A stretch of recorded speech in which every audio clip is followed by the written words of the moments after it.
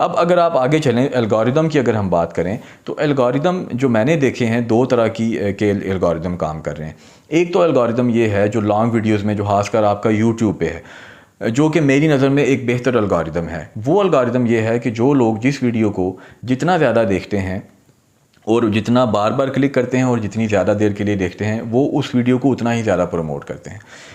दूसरी बात, इसमें जो अहम बात है, जो मेरी नज़र में एक बेहतर बात है, वो ये कि यूट्यूब में आपको सिर्फ आपके इंटरेस्ट्स के मुताबिक आपके सामने वीडियोस आती हैं। यानी जिस तरह के आपके इंटरेस्ट हैं उसी तरह की वीडियोस आपके सामने आएंगी। जो चीज़ आप नहीं देख रहे वो चीज़ आपके सामने नहीं आएगी। तो यूट्यूब पे जो इस तरह का फहाशी वाला कंटेंट है उससे बचना काफ़ी आसान है निस्बतन।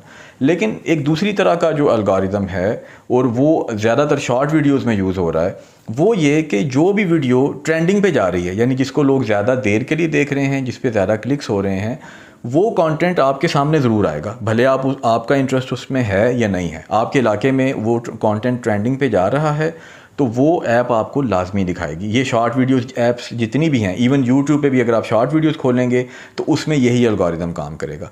अब आप देखें कि कोई भी लड़की जब वो अगर बेपर्दा हालत में अगर वो चुस्त लिबास पहन के आ गई है, उसने वीडियो अपनी बना ली है, तो मैं तो उसको एक फहश वीडियो ही बोलूँगा।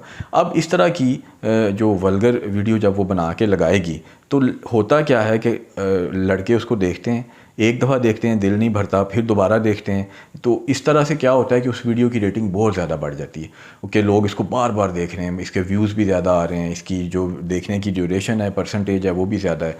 अब किसी शरीफ आदमी की वीडियो उसकी लड़की की वीडियो के साथ मुकाबला ही नहीं कर सकती।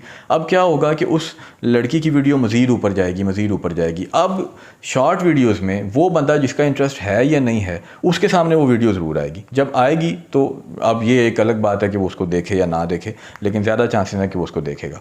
अब ये तो हो गई सिर्फ फहाशी वाली वीडियोस या बेपर्दगी वाली वीडियोस, और इसमें अगर मज़ीद आगे जाएं तो बाकायदा जो सेक्सुअल कंटेंट है, जिसमें एक लड़का लड़की जो कुछ भी कर रहे हैं, तो वो भी तो एक बहुत बड़ी तादाद में मौजूद है, और उसको बच्चे भी देख रहे हैं, यंग भी देख रहे हैं। आप नहीं भी देखना चाह रहे, वो बार बार आपके सामने आ रहा है। तो इसमें अब मसाइल बड़े शदीद नौयत के हैं और इससे बचना बड़ा मुश्किल है। ये ऐप्स आपको पूरी तरह कंट्रोल कर रही हैं। आप मोबाइल पकड़ते हैं कुछ करने के लिए, किसी को मैसेज करने के लिए, सामने इस तरह की चीज़ आ जाती है, आप उसमें ही खो जाते हैं।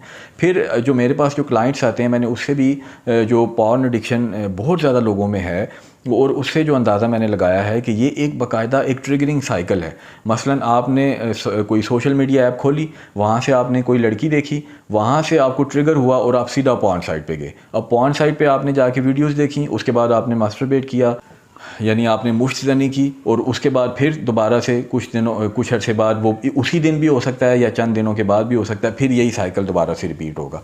आप इन शॉर्ट वीडियोस से या इन ऐप से जब आप लड़कियां देखते रहेंगे, आपका दिमाग उसके लिए तैयार होता रहेगा और फिर एकदम वो ट्रिगर करेगा और आप वापस फिर पॉर्न साइट पे जाएंगे। तो ये एक साइकिल चल रहा है, और हमारी कौम का एक बहुत बड़ा हिस्सा इस साइकिल के ज़रिए, इस एडिक्शन के ज़रिए बर्बाद हो रहा है। तो अब सवाल ये पैदा होता है कि क्या आप इन चीज़ों को कंट्रोल कर सकते हैं? बिल्कुल आप कंट्रोल कर सकते हैं, लेकिन उसके लिए आपको बात तवज्जो से सुनना पड़ेगी और समझना पड़ेगी और उस पर अमल करना पड़ेगा।